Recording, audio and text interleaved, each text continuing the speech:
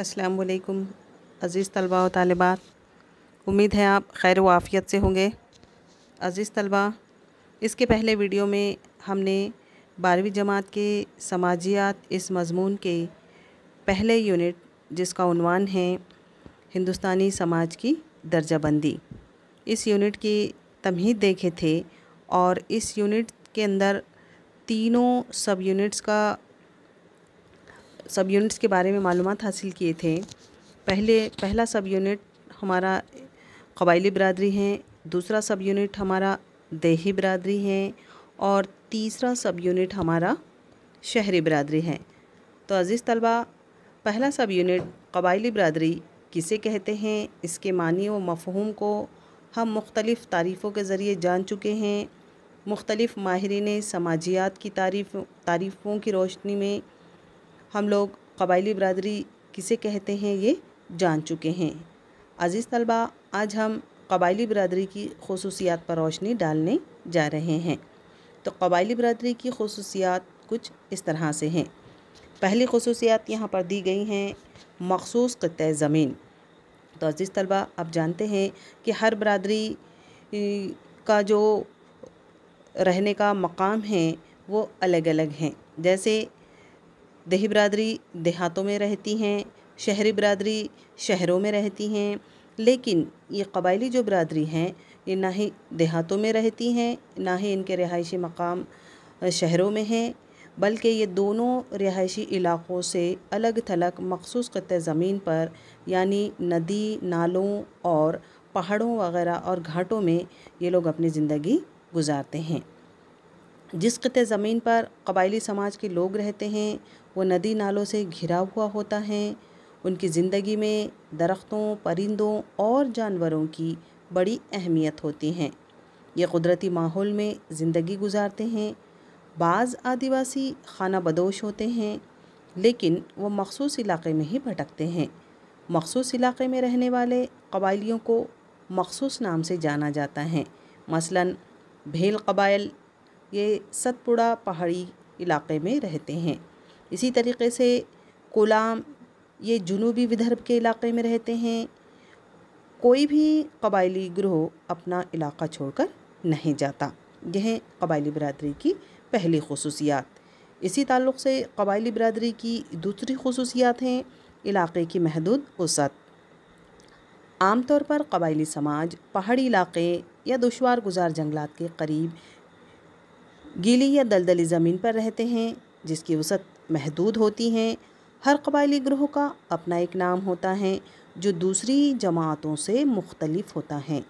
मसलन भेल, धनगर, नागा, कोमा, वारली, टोडा वग़ैरह ये क़बाइली बिरादरी की अलग अलग जमातें हैं। इसी तरीक़े से क़बाइली बिरादरी की तीसरी ख़ुसूसियत यहाँ पर हम देखेंगे अलाहिदगी। रवायती तौर पर कबीले के लोग पहाड़ों और जंगली इलाक़ों में रहते हैं। अलग थलग रहने की वजह से ये न सिर्फ़ मादी नुक़्ते नज़र से बल्कि समाजी, मुआशी और सक़ाफ़ती लिहाज से भी देही और शहरी समाज से दूर रहते हैं।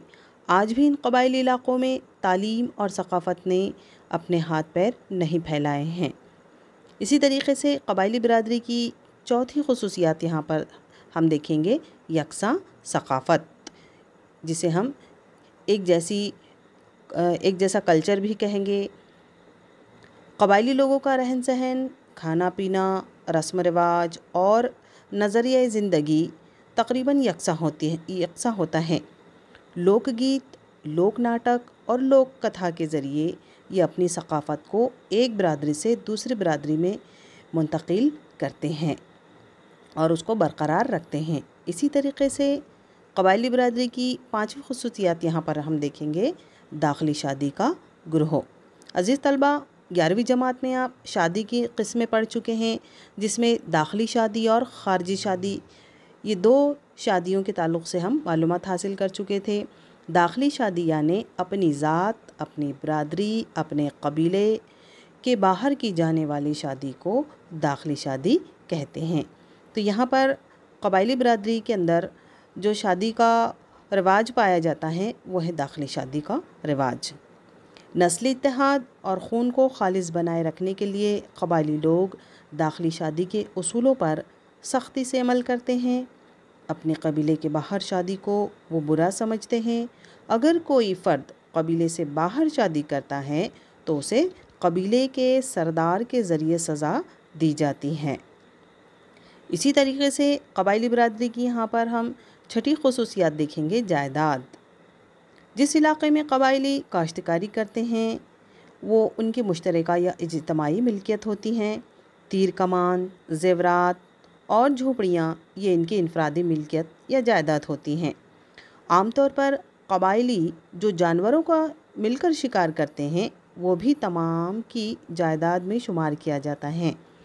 اسی طریقے سے قبائلی برادری کی یہاں پر 7ویں جو خصوصیات ہیں وہ ہے تہذیب۔ قبائلی سماج کے مذہب کی بنیاد روح پرستی پر ہیں۔ وہ اپنے آباء و اجداد کی پوجا کرتے ہیں، مختلف قدرتی اشیاء کی بھی پوجا کرتے ہیں۔ قانون قدرت سے لا علمی ہونے کے وجہ سے قبائلی سماج جادو ٹونے پر بھی زیادہ یقین رکھتے ہیں۔ وہ اس بات پر بھی یقین رکھتے ہیں کہ بعض بیماریاں جادو ٹونے کی وجہ سے ہی ہوتی ہیں اور ان کا علاج بھی وہ جادو ٹونے سے ہی کرتے ہیں۔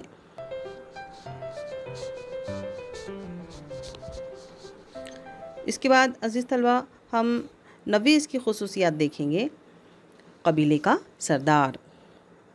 8ویں خصوصیات قبیلے کا سردار۔ ہر قبائلی برادری میں الگ الگ جماعتیں پائی جاتی ہیں اور ہر جماعت کا ایک سردار ہوتا ہے، یعنی ایک سربراہ ہوتا ہے جسے سردار یا بڑا لیڈر تصور کیا جاتا ہے۔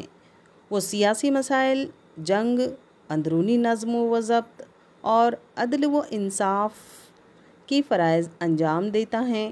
جرم سے متعلق سزا کا تعین بھی قبیلے کا سردار ہی کرتا ہے۔